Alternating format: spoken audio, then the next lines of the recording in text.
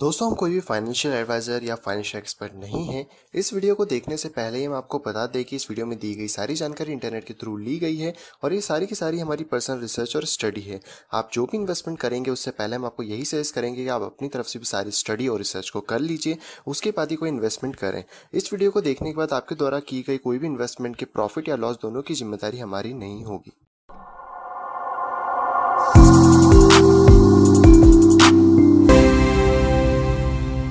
Hello दोस्तों, मैं हूं आप सभी का स्वागत करता हूं क्रिप्टो प्रोफाइल के बिल्कुल फ्रेश वीडियो के अंदर। तो दोस्तों, आप सभी से हमने फिर से हाजिर हूं मैं लेकर यहाँ पे बिटकॉइन और अल्ट्स की अपडेट। तो दोस्तों, इस वीडियो को शुरू करने से पहले मैं आपके कुछ क्वेश्चंस के जवाब दे देता हूं जो कि मुझे रिलेटेड आ रहे थे गोल्डन क्रॉस के ऊपर। कि गोल्डन क्रॉस की जो मैंने कल वीडियो बनाई थी और कहा था कि जो बिटकॉइन है वो 6 के जाएगा, और आज यहाँ पर एक ड्रॉप देखने को मिला है हमको, जो कि हम चार्ट्स के ऊपर चल के देखेंगे। तो इसके ऊपर ढेर सारे क्वेश्चंस आ रहे थे, प्लस यहाँ पे जो अल्ट्स है वो इतना गंदा वाला ब्लीड कर गए हैं एक छोटी सी कैंडल ड्रॉप आने की वजह से।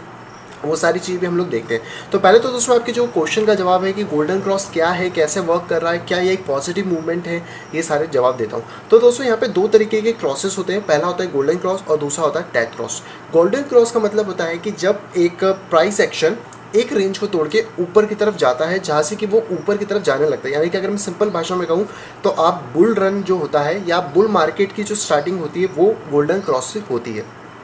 लेकिन ये चीज़ दोस्तों ज़रूरी नहीं कि गोल्डन क्रॉस अगर हुआ है तो उसके बाद जो प्राइस है वो ऊपर के ऊपर ही जाता रहेगा। वो हमेशा करेक्शन करने के लिए नीचे आएगा, देन फिर वो थोड़ा सा रिट्रेस करेगा एंड देन फिर ऊपर जाएगा। अगर मैं 2013-14 की बात करता हूँ तो वहाँ पर डेथ क्रॉस और गोल्डन क्रॉस 2 बार हुआ था। लेकिन इस साल यानी कि 2018 और 2019 के अंदर डेथ क्रॉस और गोल्डन क्रॉस एक बार हुआ। तो यहाँ पे अब उसके डबल क्रॉसेस होने के चांसेस नहीं है, क्योंकि अगर मैं टेक्निकली बात करता हूँ। लेकिन जो प्राइस है वो कहीं ना कहीं से करेक्शन लेगा, क्योंकि हमेशा जो प्राइस है वो स्काई रॉकेट की तरह ऊपर नहीं जाएंगी। एक पॉइंट आएगा जहाँ से कि उसका करेक्शन आएगा। हो सकता है वो पॉइंट यही हो जहाँ पे कि अभी प्राइस चल रहा हो सकता है कि वो 6 के हो सकता है कि वो 7 के हो, या हो सकता है वो 8 के हो। कहीं ना कहीं से तो उसमें करेक्शन आना है, और इसका मतलब ये होता है कि अब आप बुल रन की तरफ जा रहे हो, माने कि बुल ट्रेंड में आप घुस चुके हो। तो यहाँ से आप ये श्योर करके चल सकते हो यस, आप बुल रन के अंदर आ चुके हो। तो ये गोल्डन जो क्रॉस होता है ना, ये एक तरीके से बहुत ज़्यादा बुलिश होता है। लेकिन हाँ, प्राइस वाइज मत देखिए, क्योंकि प्राइस जो है वो टाइम के अकॉर्डिंग और टेक्निकल्स के अकॉर्डिंग और मार्केट की साइकोलॉजी के अकॉर्डिंग आगे पीछे होती रहती है। तो ये पूरी दोस्तों इसके अंदर एक छोटी सी कह सकते हैं कि गोल्डन क्रॉस के ऊपर एक टिप्पणी थी जो कि आप लोग मुझसे पूछ रहे थे। तो गोल्डन क्रॉस का जो मीनिंग है ना वो ये है। एक्चुअली में उसका ये मीनिंग नहीं है कि बस प्राइस क्रॉस हो तो अब हम कभी भी नीचे नहीं आएंगे। प्राइस ऑफकोर्स नीचे आ सकता है, लेकिन जो गोल्डन क्रॉस हुआ है वो इतना जल्दी नीचे नहीं आएगा। अगर यहाँ पे भी गोल्डन क्रॉस हुआ है 1 डे के चार्ट पे, तो एटलीस्ट अगर उसको वापस नीचे की तरफ डेथ क्रॉस करना है तो एटलीस्ट उसको 2 से 3 महीने का टाइम लगेगा। तो उस टाइम में जो प्राइसेस है वो आप देख सकते हो कि किस तरह से फ्लक्चुएट होती हैं। तो बस दोस्तों, इसके ऊपर ये चीज़ जो थी मैंने आपको बता दी। अब हम चलते हैं अपने सीधे चार्ट्स पे। तो दोस्तों, मैं अपने चार्ट्स पे आ गया हूँ। ब्लैक कलर मैंने रख लिया है, क्योंकि बहुत सारे लोगों का कहना था कि ब्लैक रख लो, भले ही जो कैंडल स्टिक्स उनको थोड़ा सा आप चेंज कर लो तो यहाँ पे चीज़ें डिफरेंट हो जाएंगी। तो दोस्तों, हम लोग इस असेंडिंग ट्रायंगल के अंदर थे, जिसकी बात हम लोग ऑलमोस्ट कुछ एक हफ्ते से या पूरे इस महीने ही हम लोगों ने इसकी बात करी है असेंडिंग ट्रायंगल की। और इसके बाद आप यहाँ से देख सकते हो कि जो असेंडिंग ट्रायंगल है उसका फॉर्मेशन करने के बाद ब्रेकडाउन हुआ। कुछ स्टेप्स भी है जिसके ऊपर मैंने ऑलरेडी वीडियो बना दी थी। यहाँ से दोस्तों ब्रेकडाउन हुआ प्राइस का, और यहाँ से एक स्लाइड एक ही कैंडल में प्राइस नीचे आ गया। तो यहाँ पे जो भी प्राइस चल रहा है बिटकॉइन पे करेंटली, वो आप देख सकते हो कि यहाँ पर एक सपोर्ट बना लिया है और यहाँ से ऊपर जाने की फिर से तैयारी कर रहा है, जो कि मैक्सिमम पॉसिबिलिटी ये हो सकती है कि प्राइस इसको तोड़ के ऊपर चला जाए। जब दोस्तों सुबह कैंडल आई थी तो मैंने टेलीग्राम पे आपको ये चीज़ अपडेट कर दी थी कि जो प्राइस एक्शन है वो 5300 से लेकर 5200 को अगर तोड़ता है तो उसके बाद मैं शॉर्ट करूंगा।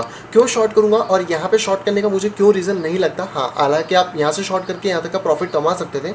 उसका सिंपल सा रीज़न है क्योंकि अभी भी हमारे पास हायर हाई बना हुआ है, और नीचे की बात करूँ तो हायर लोज बने हुए हैं जो कि एक तरीके से वर्क करें। अगर जो प्राइस होता वो इस पार्ट को तोड़ के यहाँ पे आ जाता इस जोन पे, तो ये मेरा शॉर्ट का पूरा एरिया था। क्योंकि जो हमारा जो क्या कहते हैं कैंडल स्टिक्स का जो एक लोअर था वो यहाँ पर जो हायर लो लग रहे थे वो अब यहाँ पे लोअर लो लग जाता, और लोअर लो लगने का मतलब होता है कि सीधी सी बात है कि हम लोग करेक्शन जोन के अंदर घुस जाते हैं। तो ये दोस्तों इसलिए मैंने आपको टेलीग्राम पे सुबह अपडेट कर दिया था कि यहाँ पर कोई हमें ज़्यादा चीज़ें देखना नहीं है। अभी सिर्फ हमको ये देखना है कि जो रेंज है ये टूटती है या फिर नहीं टूटती है। तो अगर मैं वीडियो में भी आपको बताऊँ तो आप इसको क्लियरली यहाँ से नोट डाउन कर लो कि अगर ये वाला जो सपोर्ट है इसका, ये इस पूरी लाइन का जो आप सपोर्ट इसको देख सकते हैं, जो कि हम प्रीवियस बहुत टाइम से देख रहे हैं। अगर ये यहाँ से टूटता है जो कि 5200 के नीचे है, तो फिर मैं यहाँ पे अच्छी खासी सेलिंग करूँगा। लेकिन अभी जो प्राइस है वो बहुत ज़्यादा स्टेबल हो गया है, मतलब कि प्राइस ऊपर गया है एंड देन इसको रिटेस्ट करके ऊपर जा रहा है, जो कि बिटकॉइन के लिए मुझे लगता है कि बहुत ज़्यादा हेल्थी चीज़ है। लेकिन मैंने आपको कल एक चीज़ और कही थी, इस पॉइंट के ऊपर थोड़ा सा हम लोड होने देते हैं कि जो बिटकॉइन का जो डेली कैंडल है, हम डेली कैंडल्स पे चलते हैं डायरेक्टली। जो बिटकॉइन की डेली कैंडल है उसको एटलीस्ट 5700 के ऊपर क्लोज होना ज़रूरी है, जो कि नहीं हुआ। और ये चीज़ दोस्तों एक थोड़ा सा चिंता हो सकती है ये चीज़ के बारे में। प्लस अगर मैं देखूँ तो यहाँ पर जो वॉल्यूम है वो इतनी ज़्यादा जनरेट नहीं हुई थी, लेकिन हाँ फिर भी एक जो लेवल है कंसोलिडेशन लेवल उससे ज़्यादा है, तो मैं इसको थोड़ा सा पॉजिटिव वे में मान सकता हूँ। तो अब मैं इसका वेट कर रहा हूँ कि एटलीस्ट इस लेवल को यहाँ से ब्रेक डाउन करे, क्योंकि अगर मैं यहाँ पर एक पूरा जोन बनाने की कोशिश करूँ इस पॉइंट से, तो यहाँ पे आप क्लियरली देख सकते हो कि इस पॉइंट से लेकर इस पॉइंट तक हमारे पास पूरा की पूरा एक रेजिस्टेंस जोन है। और ये रेजिस्टेंस जोन जो है जब तक ये ऊपर की तरफ नहीं टूटेगा तब तक हमारे पास डर रहेगा कि कहीं हम लोग यहाँ से करेक्शन पे ना चले जाएं।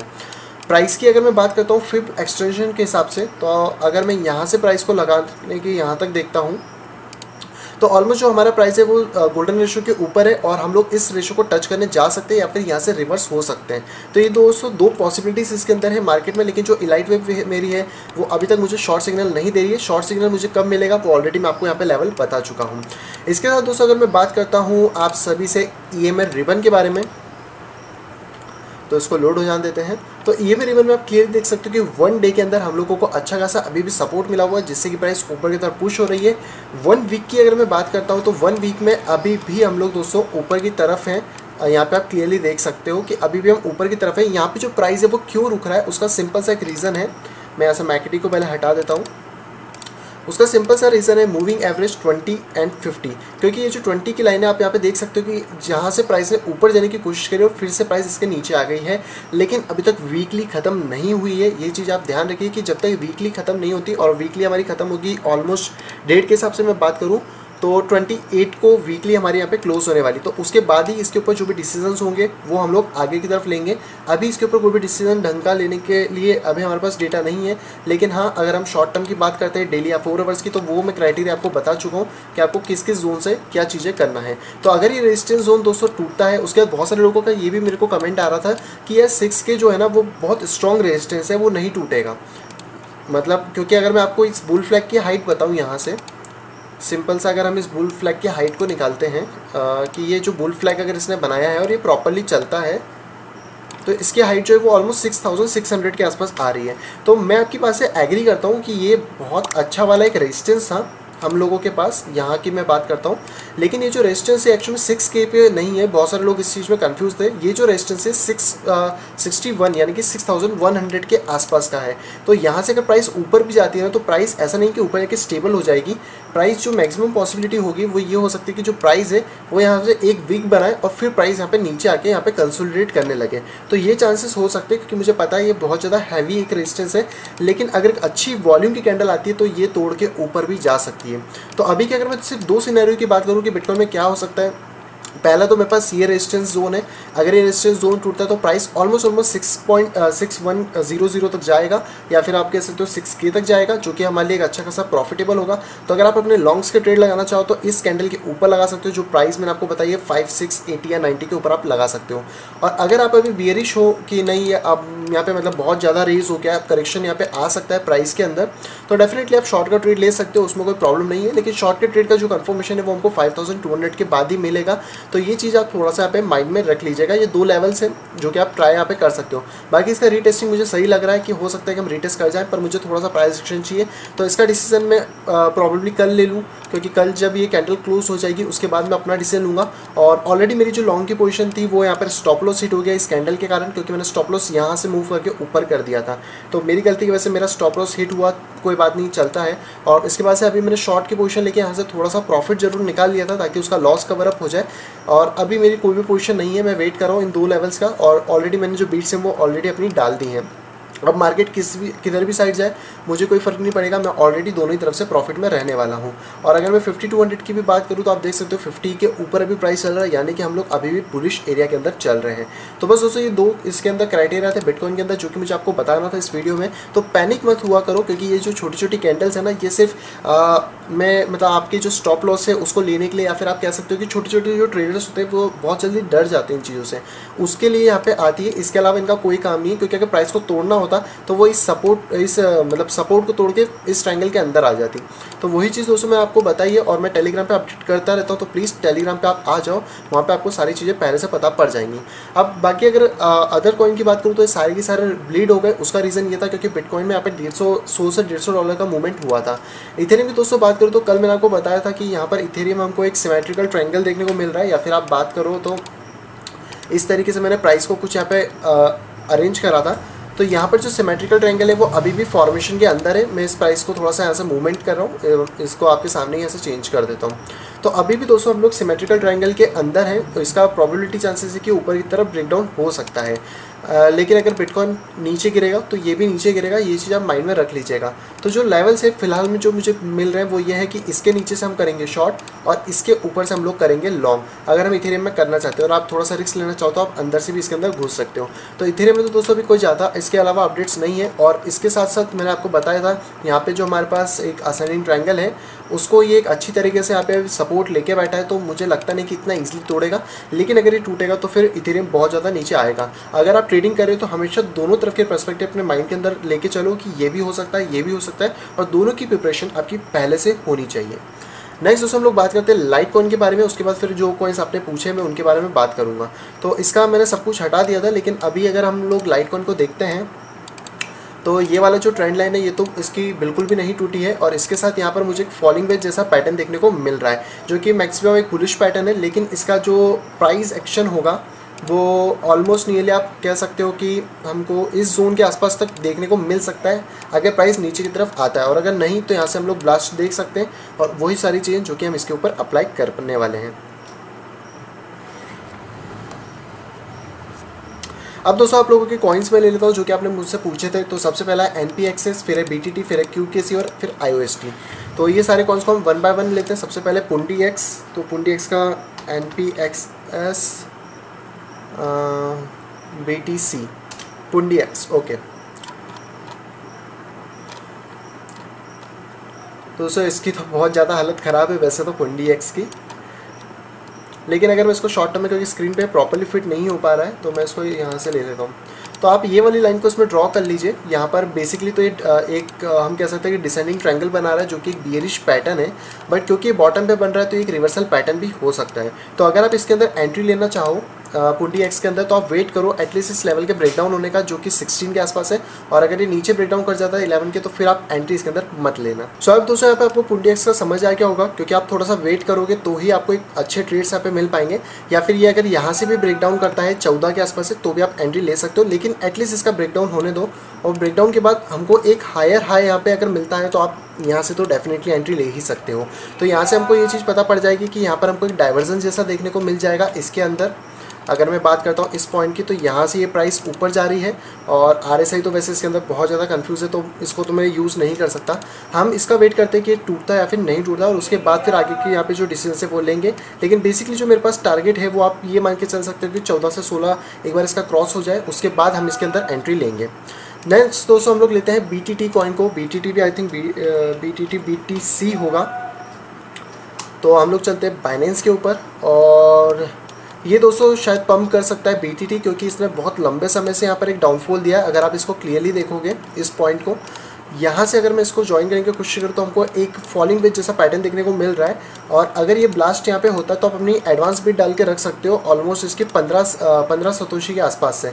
तो जब आप इसकी बीट यहाँ पे डाल दोगे और अगर ये ब्लास्ट यहाँ से होता है, क्योंकि अभी फिलहाल में मुझे जहाँ तक दिख रहा है ये अपने सपोर्ट पे बैठा हुआ है, जिसको कि फिलहाल में नहीं तोड़ेगा क्योंकि एक हमें पॉजिटिव पैटर्न यहाँ पे देखने को मिला है। तो इसके टूटने के बाद से फिर आपको पता है कि जो इसकी मैक्सिमम हाइट होगी वापस अपने 31 तक जा सकता है। तो इसके ऊपर मैं भी थोड़ी सी नज़र रखता हूँ, और इसके आप मुझे रिमाइंड कराते रहना BTT का।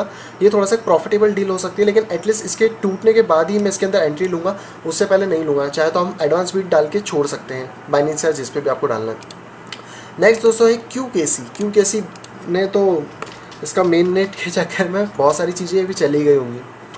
तो दोस्तों QKC ऑलरेडी हमारे बाय जोन में आ गया है, जिस बाय जोन पे हम लोगों ने बात करी थी इसको लेने की, और शायद ये यहाँ पे अच्छी तरीके से होल्ड कर रहा है। मैं इसको थोड़ा सा ब्रॉड करना पड़ेगा क्योंकि प्राइस हल्का सा नीचे की तरफ गया है।